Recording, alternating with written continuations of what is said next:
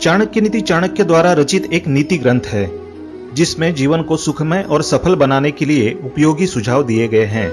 इस ग्रंथ का मुख्य विषय मानव समाज को जीवन के हर एक पहलू की व्यावहारिक शिक्षा देना है। चाणक्य एक महान ज्ञानी थे जिन्होंने अपनी नीतियों के बदौलत चंद्रगुप्त मौर्य को राजा की गद्दी पर बिठा दिया था। जानिए चाणक्य की कुछ ऐसी महत्वपूर्ण नीतियां जो आपको जीवन के किसी न किसी मोड़ पर काम आ सकती है। नमस्कार दोस्तों, स्वागत है आप सभी का एक बार फिर से। मनुष्य की 4 चीजों की भूख कभी नहीं मिटती: धन, जीवन, वासना और भोजन। इन सब के लिए मनुष्य हमेशा भूखा रहता है। भले उसे ये चीजें कितनी भी मात्रा में मिल जाए, लेकिन उसकी लालसा कभी समाप्त नहीं होती।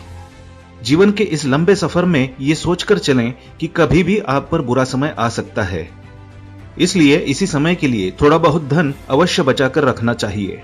जब भी कभी इंसान पर बुरा समय आता है तो उसके अपने भी पराये हो जाते हैं। यदि धन उसके पास हो तो वो उस समय का मुकाबला कर सकता है। बहुत भले बनकर जीवन व्यतीत नहीं किया जा सकता, क्योंकि भले और सीधे आदमी को हर कोई दबा लेता है। उसकी शराफत और ईमानदारी को लोग पागलपन समझते हैं। जैसे जंगल में सीधे पेड़ों को ही पहले काटा जाता है और टेढ़े मेढ़े पेड़ यूं ही खड़े रहते हैं। इसलिए आप इतने सीधे मत बनिए कि लोग आपको लूट कर ही खा जाए। उल्लू दिन में देख नहीं सकता, इसमें भला सूर्य का क्या दोष हो सकता है।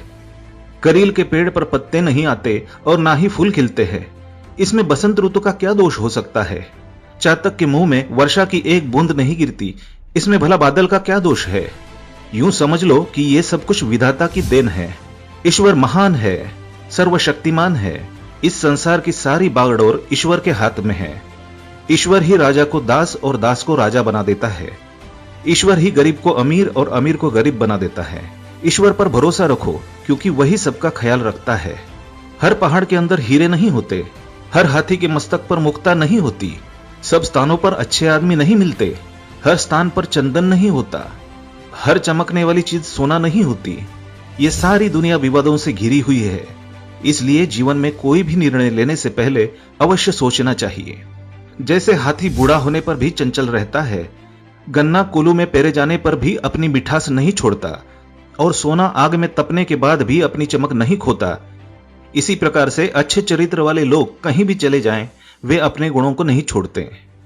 कुछ पागल इंसानों ने पत्थर के टुकड़ों को ही रत्न मान लिया है, लेकिन दोस्तों, असली रत्न तो केवल अनाज, पानी और ज्ञान ही होते हैं, और इन तीनों रत्नों से बड़ा और कोई रत्न नहीं हो सकता। पाप और पुण्य में क्या अंतर है? मेरे शत्रु कौन है और मित्र कौन है? मुझे किस कार्य में लाभ हो सकता है तथा किसमें हानि हो सकती है, ये सोचकर मनुष्य को अपने जीवन का हर कदम उठाना चाहिए।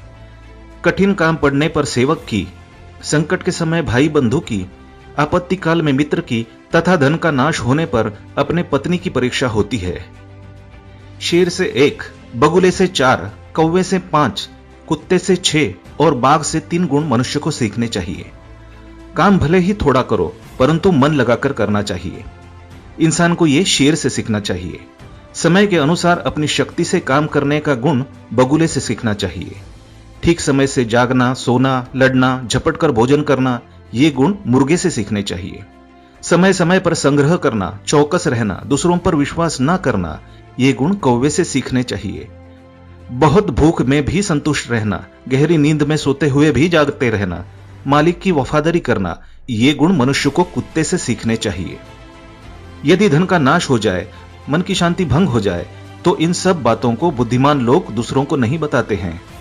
जो व्यक्ति दूसरों को बताने की भूल करते हैं, लोग उनका मजाक ही बनाते हैं। अपने हाथों से किया हुआ काम सबसे श्रेष्ठ होता है, इसलिए मनुष्य को अपना हर कार्य अपने हाथों से ही करना चाहिए। अंधाधुंध खर्चा करने वाला तथा जो अपनी आमदनी से अधिक खर्चा करता है और दूसरों से झगड़ा करता है, ऐसे लोग कभी सुखी नहीं रह सकते। जैसे धरती खोदने से उसमें से पानी निकलता है, वैसे ही गुरु की सेवा करने से विद्या प्राप्त होती है। ये बात सदा याद रखें कि गुरु की सेवा के बिना इंसान कभी अच्छी शिक्षा प्राप्त नहीं कर सकता। जो नारी अपने पति का कहना नहीं मानती और व्रत रखती है, ऐसी नारी अपने पति की आयु कम करती है। ऐसी नारियों को यह सोचना चाहिए कि पति की आज्ञा के बिना चलना उनके लिए कभी भी लाभदायक सिद्ध नहीं हो सकता। उनके लिए स्वर्ग की प्राप्ति केवल पति की सेवा से ही संभव है। जीवन का अर्थ यही है कि इसे सदा अच्छे काम में लगाए रखें। अच्छे भले ज्ञान के कामों से पुरुष महान बनता है। ये मत भूलो कि जीवन अस्थायी है, इसलिए जीवन के हर पल का उपयोग किसी अच्छे कार्य के लिए किया जाना चाहिए। जब तक जीवन है तब तक हर चीज में आनंद है, किंतु जैसे ही मृत्यु आकर जीवन का अंत कर देती है, इसके साथ ही हर चीज का अंत हो जाता है। पुरुष आदिकाल से ही चंचल है। इस संसार में भगवान को छोड़कर हर चीज अस्थायी है। लक्ष्मी तो रमणी है, सदा नृत्य करती है। ये धन, रिश्ते नाते, घर द्वार सब अस्थायी है। इनमें से कोई किसी का साथ नहीं देता। और दोस्तों, केवल धर्म ही है जो अटल सत्य है। ये ज्ञान का भंडार है। दूसरों का भला चाहने वाले ही आत्मिक शांति प्राप्त कर सकते हैं। इंद्रियों पर संयम और जीवों पर दया करने से ही मुक्ति मिलती है। कर्म से ही इंसान छोटा बड़ा बनता है। इसलिए सदा अच्छे कर्म करो और बुराई से दूर रहो। अच्छे कर्म करने से ही जीवन में शांति और सुख की प्राप्ति होती है। जिस तरह से फूलों में खुशबू, तिलों में तेल, लकड़ी में आग, दूध में घी, इन सब चीजों को बाहर से देखकर आप इनके गुणों के बारे में अंदाजा नहीं लगा सकते, क्योंकि ये गुण बाहर से दिखाई नहीं देते। इन गुणों को पहचानने के लिए बुद्धि की आवश्यकता होती है। ठीक इसी प्रकार मानव शरीर में आत्मा का निवास होता है। किसी आत्मा को हम शरीर से अलग करके उसे पहचान नहीं सकते, केवल अपने विचारों से ही इसकी परख कर सकते हैं। देवता मिट्टी की मूर्तियों अथवा मंदिरों में विद्यमान नहीं है। देवता तो केवल हमारी आत्मा और हमारी भावनाओं में बसे हैं। जैसी आपकी भावनाएं होंगी वैसा ही देवता का रूप होगा। भावनाओं का मनुष्य के जीवन पर हर पहलू में प्रभाव पड़ता है। जैसे किसी मनुष्य की भावना होगी वैसा ही फल मिलेगा। इसलिए अच्छा फल पाने के लिए अपनी भावनाओं को शुद्ध रखिए। जो ब्राह्मण प्राकृतिक रूप से पैदा हुए फल और अन्य पदार्थों को खा पी कर इस संसार से दूर जंगल में रहते हुए ईश्वर की पूजा करता है, वही सच्चा भक्त, महापुरुष एवं सच्चा ब्राह्मण माना जाता है। बुरे इंसान और सांप में कौन अच्छा है? इस प्रश्न का उत्तर यही है कि सांप तो केवल समय आने पर ही काटता है, किंतु बुरे लोग हर पल बुराई करते रहते हैं। इसलिए बुरा इंसान तो हर समय बुराई करके सांप से भी ज्यादा भयंकर हो सकता है। सागर सबसे महान है, किंतु इसमें भी तूफान आते हैं। अपनी सारी सीमाएं तोड़कर विनाश भी कर देता है, परंतु सच्चे साधु और ज्ञानी लोग कभी भी अपनी सीमाएं नहीं तोड़ते। कोई मनुष्य भले कितना भी सुंदर हो तथा उसका जन्म भले ही कितने बड़े घराने में हुआ हो, परंतु वह पढ़ा लिखा नहीं है, तो उसकी हालत उस फूल के जैसे होती है जो दिखने में तो सुंदर है परंतु सुगंध से वंचित है। शस्त्रधारी कभी भी हमला कर सकता है। सिंग वाले पशु कभी भी सिंग मारकर जख्मी कर सकते हैं।